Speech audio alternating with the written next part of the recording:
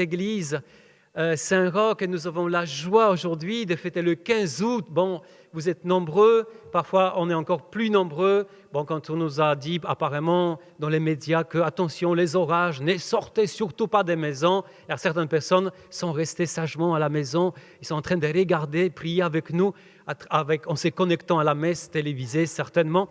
Le 15 août est une grande fête en France, la fête patronale, la vraie fête patronale, inventé bien avant de 14 juillet. C'est bien gentil le 14 juillet, mais c'était tellement tardif par rapport à cette belle fête du 15 août.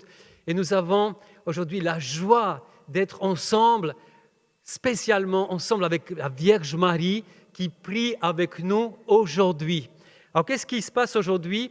Vous savez, quand on voit l'état de la France, l'état de la foi chrétienne, catholique en France, il faut passer à un niveau supérieur. Nous, les chrétiens, ici présents, et ceux qui nous regardent peut-être à travers les réseaux sociaux, il faut se demander à chaque fois, ça doit être quelque chose, une habitude constante, qu'est-ce que le Seigneur est en train de me dire à travers cette fête, l'Assomption de la Vierge Marie?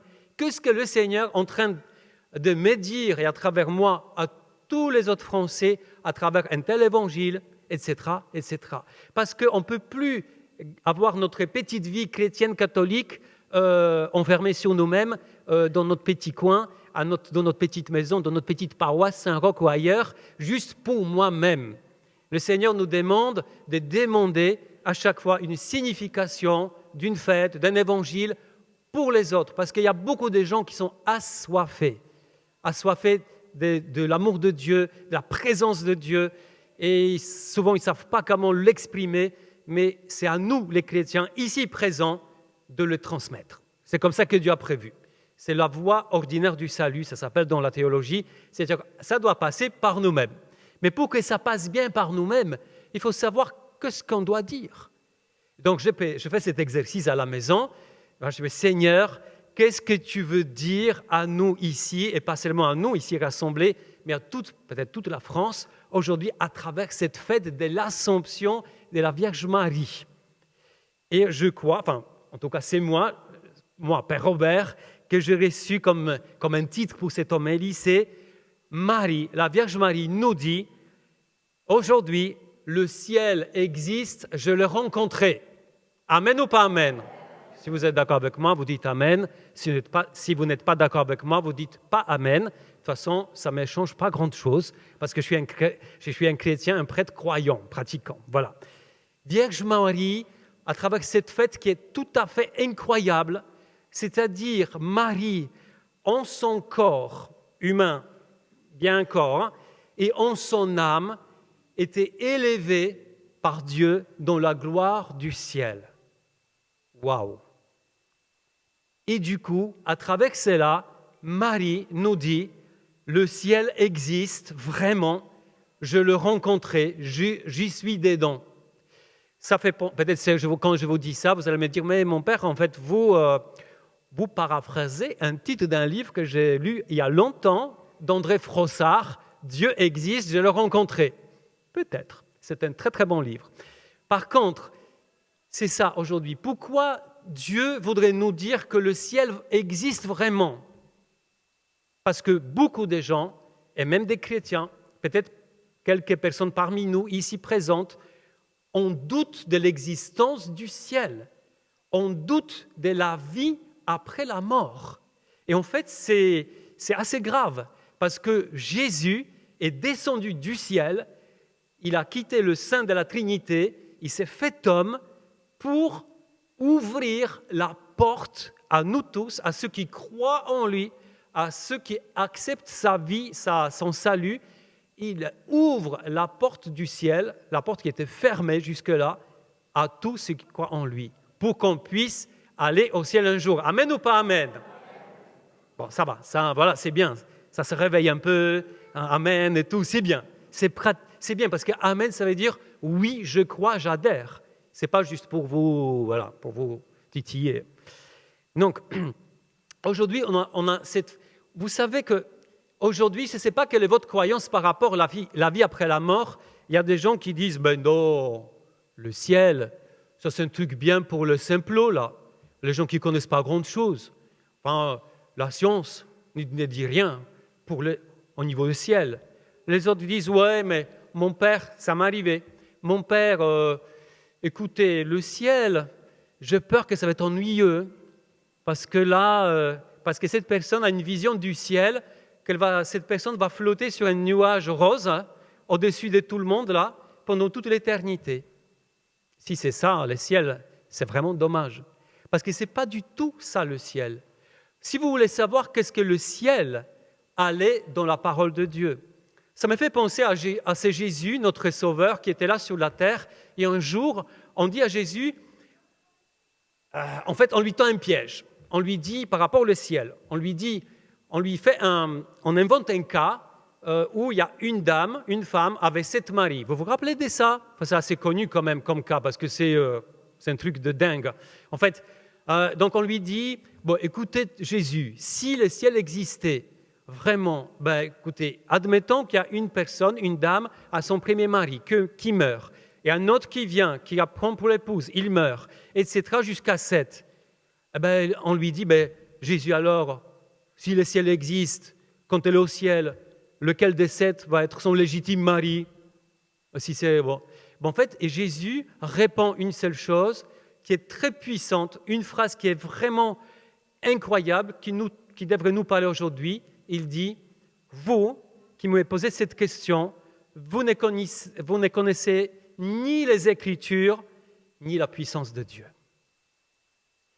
Quand on parle du ciel, ça veut dire qu'il faut aller dans les Écritures, dans la parole de Dieu, et aussi il faut se dire, je suis quand même une personne petite, je ne suis pas Dieu, eh bien il y a une puissance de Dieu qui me dépasse infiniment, et quand Dieu dit qu'il y a le ciel qui est là devant nous, eh bien un ciel, et moi je ne peux pas tout savoir, parce que je suis juste une créature humaine, je fais partie de ce monde créé, et Dieu est au-delà de ce monde, et c'est lui qui a soufflé la vie un jour pour que le monde puisse exister. Amen ou pas amen?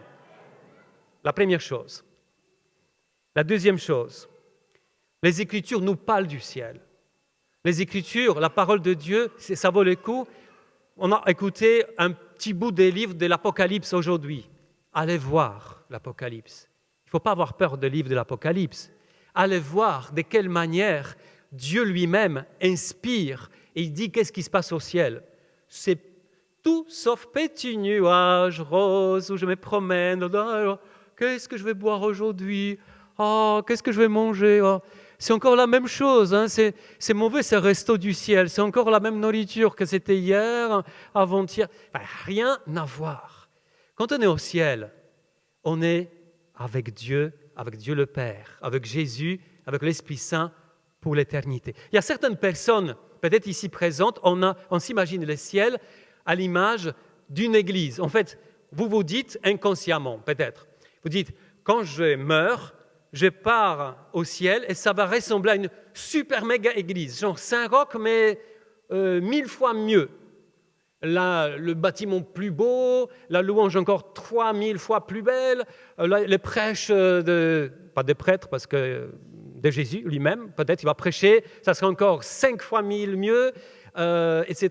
Tout va être mieux, mais comme dans une église. Non, l'église n'existe plus au ciel.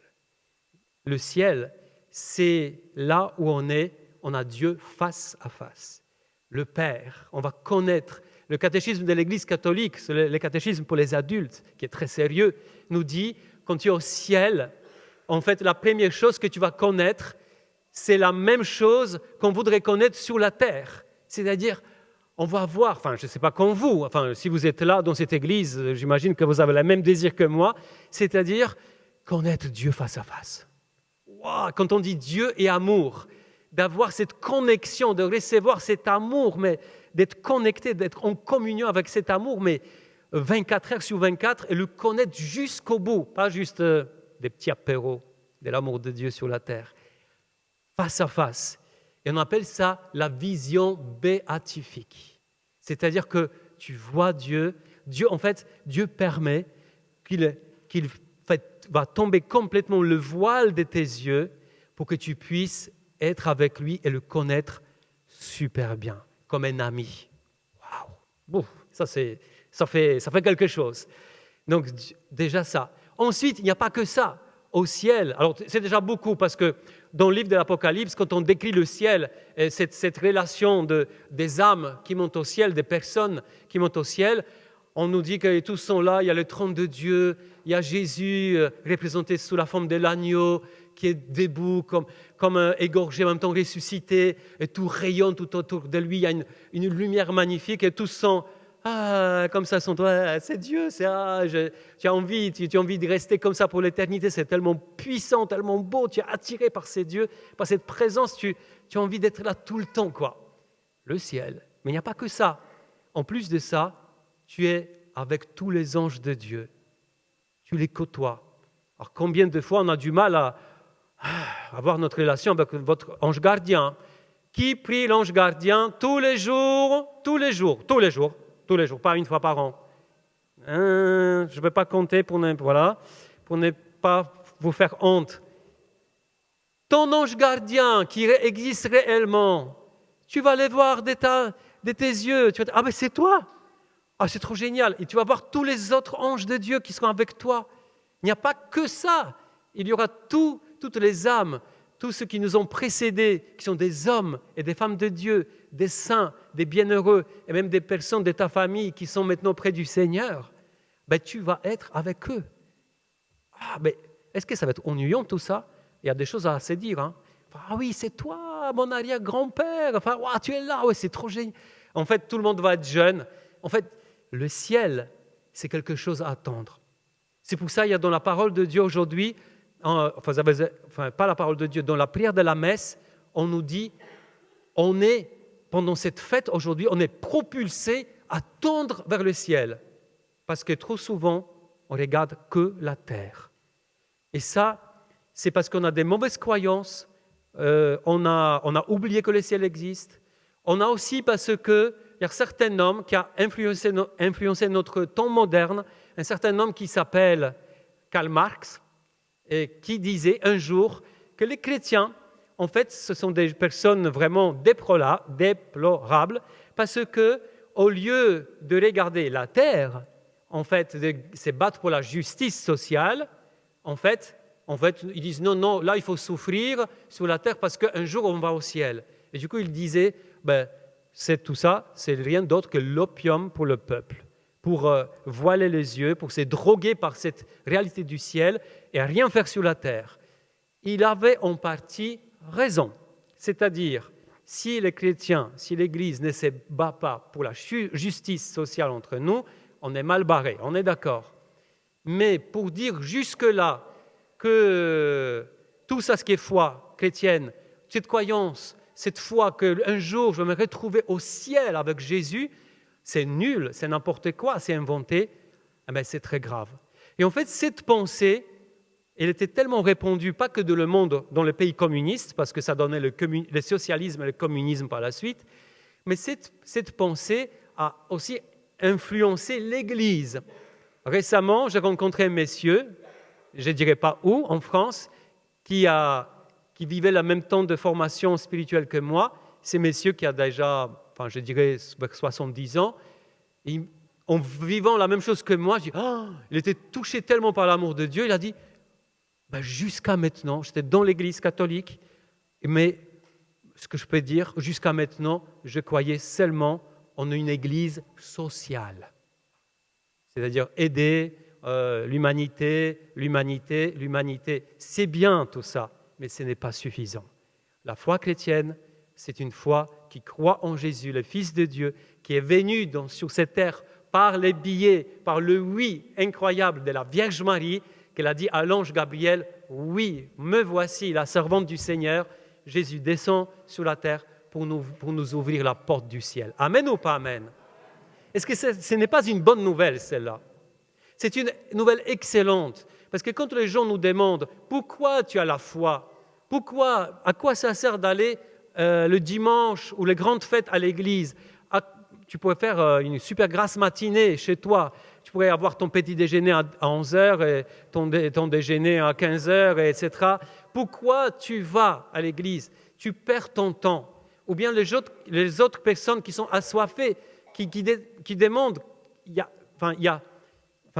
j'ai eu un témoignage encore cette semaine, une personne qui habite Lyon m'a dit, il n'y avait jamais autant de jeunes qui viennent dans les librairies chrétiennes pour s'acheter une première Bible dans toute leur vie, et en posant cette question au libraire, excusez-moi, je voudrais acheter une Bible, je n'ai jamais eu une Bible dans ma vie, expliquez-moi comment on lit une Bible. En fait, il n'y avait jamais autant. Donc il y a beaucoup de gens aujourd'hui qui sont assoiffés d'aller plus loin, de connaître la foi en Jésus, et c'est à nous de savoir, des choses, des vérités que le Seigneur nous a données et des vérités à transmettre. Le ciel existe, je l'ai rencontré. Vierge Marie, aujourd'hui, c'est la fin de mon homélie, la Vierge Marie, qu'est-ce qu'elle fait dans tout ça? Celle qui était enlevée au ciel avec son corps et avec son âme, la Vierge Marie, pendant toute sa vie terrestre, a goûté des petits bouts du ciel. Et elle nous invite aujourd'hui à faire de même. Parfois c'est difficile, parfois c'est laborieux. Quand on est confronté à une maladie longue, à des épreuves de la vie, c'est difficile, mais c'est possible parce que Dieu veut donner des petits bouts du ciel que nous puissions goûter. C'est quoi le bout du ciel? La Vierge Marie déjà, la visitation de l'ange Gabriel, le ciel la visite. Là, quand elle va visiter sa cousine Élisabeth dans l'Évangile, elle transmet quelque chose, elle est touchée elle-même. À chaque fois quand Dieu nous touche, à chaque fois quand on sent l'amour de Dieu, à chaque fois quand on est touché par la présence de Dieu, peut-être tu te confesses et de temps en temps, pendant ta confession, tu sens que Dieu est en train de faire quelque chose dans ton cœur. Tu le sens, qu'il est là, tu es plus léger après la confession, tu ressors différent. À chaque fois quand tu vis une retraite spirituelle, à chaque fois quand tu regardes un bon film chrétien, parfois il y a des films qui nous... Moi-même, comme prêtre, j'ai fini un film chrétien, je dis « Waouh, ça vaut une semaine d'une retraite spirituelle, un film d'1h30 ». À chaque fois quand le ciel, Dieu touche ton cœur, ton âme, tu vis un bout du ciel, comme la Vierge Marie, avec ces petits bouts du ciel jusqu'à la fin de sa vie. Et sa vie s'est terminée avec l'accueil du ciel complet, et le ciel avec son âme, son corps. Aujourd'hui, parfois on a du mal. Je disais que parfois on est éprouvé, et justement Marie aujourd'hui te tend la main. Marie aujourd'hui te tend sa main. Si c'est trop difficile, Jésus a dit sur la croix à Jean, son disciple bien-aimé, « Voici ta mère ». Jésus n'a pas dit au pied de la croix, « Jean, voici ta mère », mais Jésus a dit tout court, « Voici ta mère ». Pourquoi? Parce que Jésus ne voulait pas donner sa maman Marie que à Jean. Voilà, Jean, toi tu es un privilégié, bravo, tu as gagné tout, voilà, tu étais là avec moi jusqu'à la croix, les autres ont fui, ça est cadeau pour toi, Marie, et que pour toi, tranquille. C'est pas ça. Jésus, sur la croix, ne dit pas Jean. Il évite de dire ça, il ne veut pas. Jean représente tous ceux qui croient en Jésus. Pas seulement des hommes, pas seulement des prêtres, pas seulement des disciples masculins. Tout disciple, hommes, femmes, enfants, jeunes. Et Jésus dit, en vous regardant, aujourd'hui, 2000 ans après, il vous dit, voici ta mère. Et la maman, la vraie maman sur la terre que vous avez eue, la vraie maman qui aime, quand on voit qu'un enfant tombe, il se précipite, il le prend par la main, elle va le prendre dans ses bras, serrer très fort pour consoler, pour donner la force et avancer. C'est la même chose aujourd'hui, la fête de la Vierge Marie qui vous prend par la main, si vous êtes d'accord, si vous donnez la permission. Amen ou pas amen? Et bien voilà, Seigneur, merci Jésus pour cette fête incroyable. Merci pour ce que tu nous dévoiles aujourd'hui devant nos yeux, les yeux de notre cœur. Et merci pour ta maman, ces cadeaux du ciel que tu nous fais pour que nous puissions marcher progressivement, tout doucement, mais sûrement vers notre patrie du ciel que tu nous as ouvert par ton sacrifice pour ta résurrection. Amen.